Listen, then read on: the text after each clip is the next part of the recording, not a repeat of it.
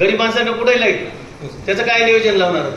रात्री 2-2 दिवस लाईट नाही. डिलिव्हरी लेडीज आहेत, जेंट्स आहेत, म्हणजे वयस्कर माणसं आहेत, पेशंट आहेत, काय आहे त्याचा इलाज कसं मला सांगा. आज मला 6 महिने जर परेशान झाले, लोक परेशान आहेत मतदारसंघातले. तुम्ही अगोदर नियोजन लावायचं नाही का साहेब? असं मी 4 वर्षापासून तुमच्या पाठीमागं आहे.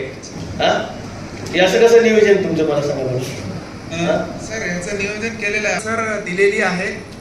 लँड सुद्धा आपल्याला 2 लँड मिळालेले आहे, 2 प्रोसेस मध्ये आहे, म्हणजे फायनल स्टेजला आहे. किती नाही तुम्हाला उपलब्ध जागा किती नाही ते सांगा. दोन उपलब्ध झालेले आहेत आणि 2 पोझिशनच्या स्टेजला आहेत सर. आता किती दिवसात होईल कंप्लीट? हे एक 4 महिन्यामध्ये होणार सध्या का, कारण ऑलरेडी 4 महिन्यात नाही झालं तर डीपीडीसी चालू देणार नाही तुम्हाला सांगलं नाही. पोझिशन मध्ये आहे ना सर. मग मला सांगा, लाईट मला सांगा, अंधारात किती दिवस बसायचं? तुमचं काम आहे ना. आज 4 वर्षापासून पाठीमागे लागला तुम्ही.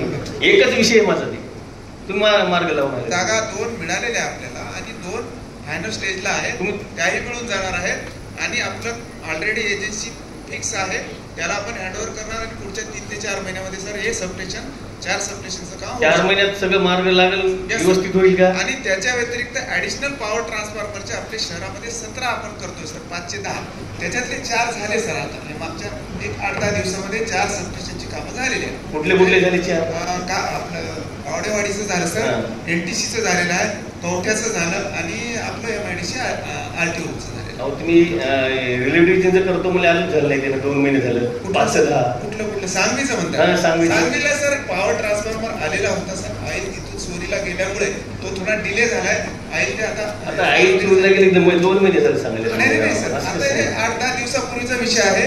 आणि सर FIR झाल्याशिवाय त्यांना आईल मिळत नाही. FIR झालेले आहे, आईल त्यांना मिळणार आहे, ते पुढच्या हप्त्यामध्ये होईल. साहेबाला सांगा, अध्यक्ष साहेबाला किती दिवसात मार्ग लावतो ते सांगा मला. सांगलीचं सर 8 ते 10 दिवसामध्ये होईल सर कम्प्लीट. Yes sir. नाही झालं तर बघा सांगा. कलंकरजी ठीक आहे, त्याच्यामध्ये